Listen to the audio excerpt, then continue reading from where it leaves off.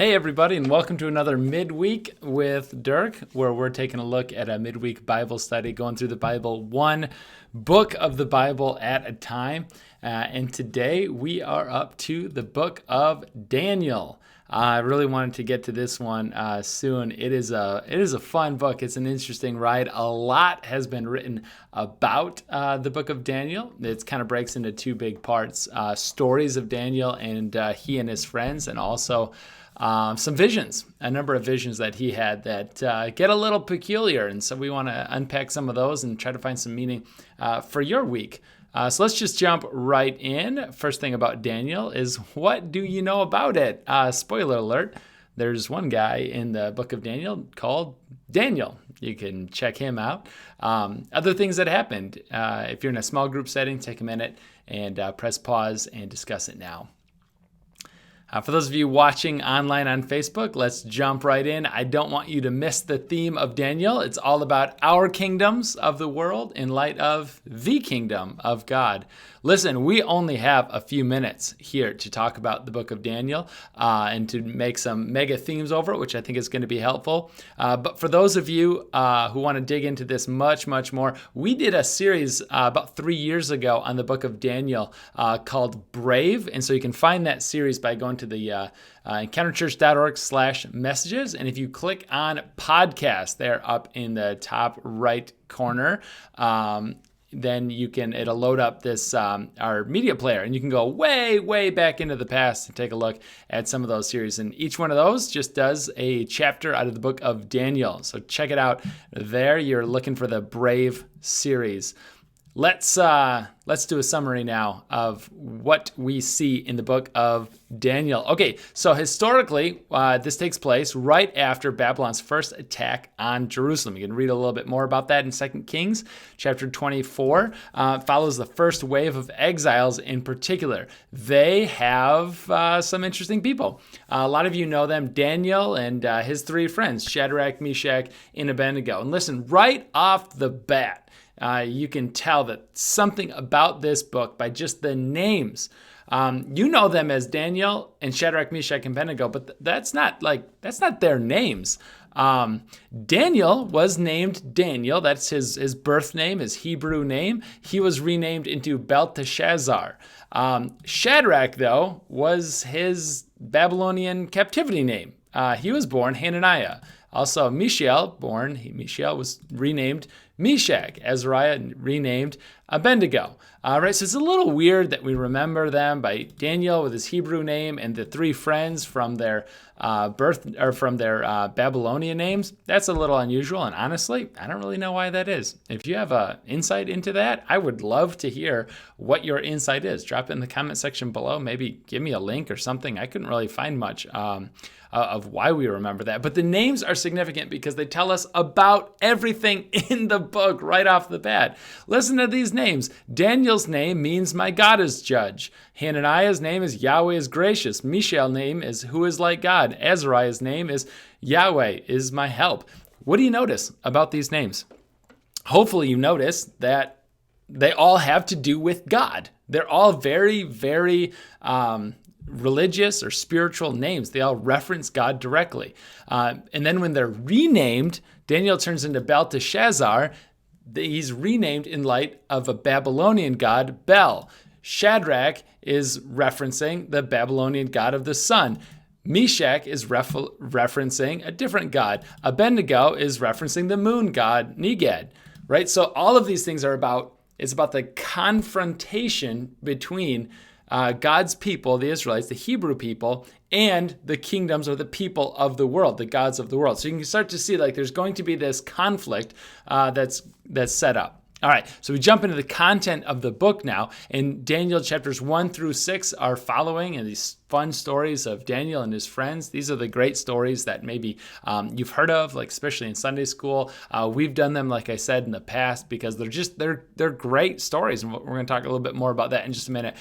Chapters 7 through 12 is Daniel's vision, and that's honestly where it gets weird, right? A lot of speculation about that.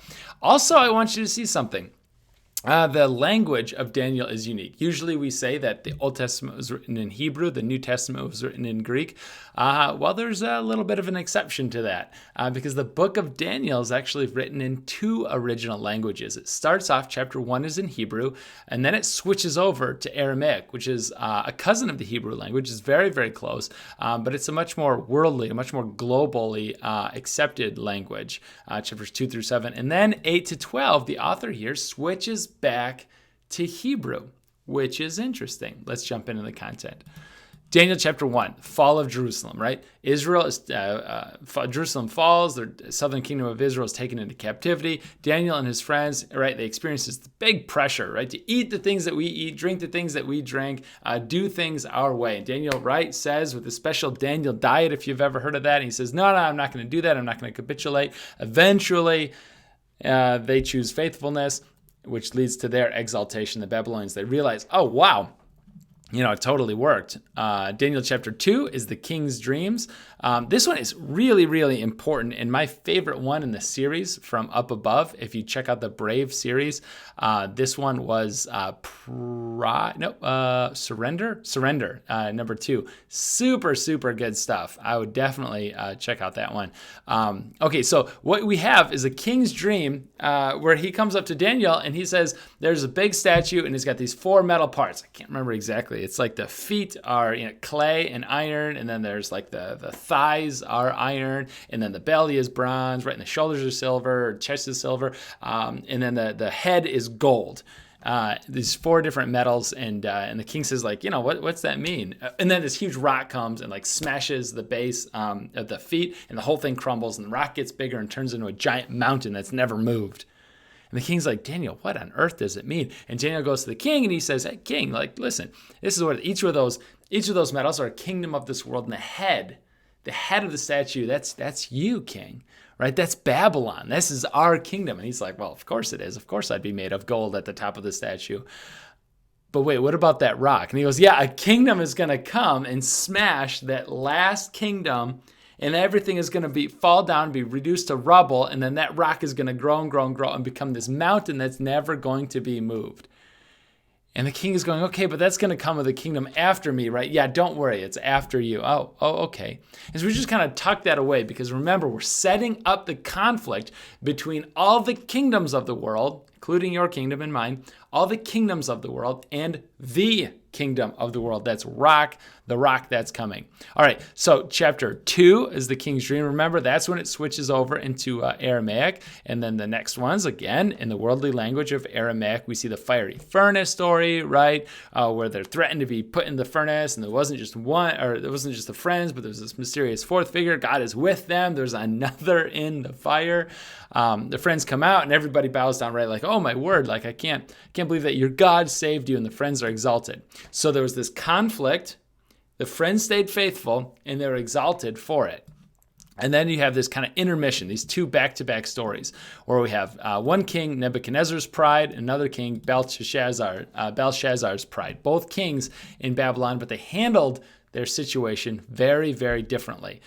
Nebuchadnezzar's pride, God warned in a dream, hey, listen, you're getting way too prideful. You're getting ahead of yourself. You're redefining right and wrong. That was a big one. And also, you think that you're better than God. So, hey, knock it off. Be humble. Nebuchadnezzar is stricken with madness, and it works. He's humbled before God, and he's restored to king. He becomes a beast of the field, is the language that it's used, until he realizes, wow, this is like who I am. I'm less than human. I'm going to go back to God, and he's restored as king. Well, that's interesting, especially in light of the next one, Belshazzar's pride. Similar story, except for he doesn't come around. He's not humbled, and therefore he's not restored as king. He just dies. And the point of this is this image harking back from Genesis 1 and 2 about how God created all of the world, the universe, everything, and his crowning jewel over creation is humanity, is human beings. Now, we're supposed to rule and reign over creation as a representative of God himself. If we get a little too big for our britches, and this is the point of this chapter in Daniel, if we get a little bit too big, and we start to think that we're more than just a representative of God doing his work in the world, then actually that makes us less than what we actually are intended to be. And so it's like this reduction to the animals that we're supposed to be ruling over. So getting that pride actually makes us less than human, which is just a super good point in general about how pride makes us even less than human. But we'll continue on in this story. Daniel chapter 6, we flip over to Daniel in the lion's den. All right, where again we see this conflict, this confrontation between the king saying, hey, you have to bow down, you have to worship me. Daniel saying, I'm not going to do it, king. He's thrown into the pit with the hungry lions. Well, God delivers him, and Daniel, as a result, is exalted. All right, now we end the Aramaic section of the book of Daniel, the worldly section, and we come on back to the Hebrew section where we have these dreams, these interpretations. The first one, we have all of these beasts, right? There's 4 beasts. Daniel has a dream. He needs an angelic messenger to interpret. There's a dream of a lion, a bear, some kind of winged animal, a leopard, and then this super beast, this really bad one. And it's pretty clear from the language that it's used that these are all evil empires, these prideful empires, because the animals, remember, less than human, just like Nebuchadnezzar became after God struck him down and became one of these beasts of the field. They're less than human. They're prideful. They're arrogant. They're trying to do things their own way, right? That's what the language really represents. And the more beastly the creature, the more pride and arrogance comes through in the king. So we have horned super beast. He's got lots of horns. Horns are usually representative of kings in the Old Testament. And then we have the super horn on the super beast. So he's super bad, right? He's really, really a very prideful king, wants to do it his own way. And we don't really recognize totally who these people are or who these evil empires are. And there's a reason for that. We'll get to that at the end. But what's interesting in Daniel 7 is that we also see that they are opposed to someone called the Son of Man. And if you've been reading some of the New Testament, that language might sound familiar. Jesus referred to himself as the Son of Man. Well, here in Daniel, long before Jesus, hundreds of years before Jesus, the Son of Man represents God's covenant people and their king. The Son of Man is that Messiah who stands in opposition to the beastly, prideful way of the world. Now, God is called the Ancient of Days. That's an oopsies on the spelling. God steps in the Ancient of Days, and he destroys the super beast and exalts the faithful Son of Man, which is kind of exactly like a retelling of everything that's been in the Daniel story already. The lion's den, the diet eating thing, the fiery furnace. It's just like a retelling again and again, only this time on a cosmic scale. It's not just some friends or just a couple of people taken into exile. This is happening on the whole, the kingdoms of the world with this super beast, and it's very spiritualized, right? That this is taking place. Okay, so what do we have? We have stories of faithfulness despite persecution. We have patience, this plea. Listen, okay, so it's going to get hard. It's going to get difficult. There's going to be compromises that are asked of you, but hang in there. Be patient. Stay with God. God will step in. God will save. And you kind of have this question of when. There's a lot of numbers and a lot of dates thrown around in the book of Daniel. Some of them make a lot of sense. Others of them, not so much. Let me show you what I'm talking about. Daniel chapter 8 is a second vision where you have the ram, which is pretty clearly the reference to the Persian Empire. There's a goat, which is pretty clearly the Greek Empire. All of these destroyed by God. All right, that sort of makes sense with our kingdom language coming into conflict. And then at the end, we have Daniel's prayer. He's super confused now. He's saying, hey, listen, he flips back to the prophet of Jeremiah. I thought this exile thing was supposed to last 70 years. We're towards the end of it, and it doesn't look like the exile is going to be done. It doesn't look like the Messiah is right around the corner. And he gets word from God is saying, listen, I see that Israel's sin. I see your own pride coming up. It's going to last 7 times longer. In other words, it's going to be not 70 years. It's going to be 490 years. So obviously that's quite discouraging for Daniel in his prayer. But God gives them this third vision as a gift to say, I haven't forgotten my promises. And he lays out all these kingdoms of the world. We see Persia pop up, Greece pop up, Alexander the Great, some other kings. And then this mysterious king of the north who comes in, this huge amount of power. And then eventually he's brought into ruin. And the book ends. What are we talking about here?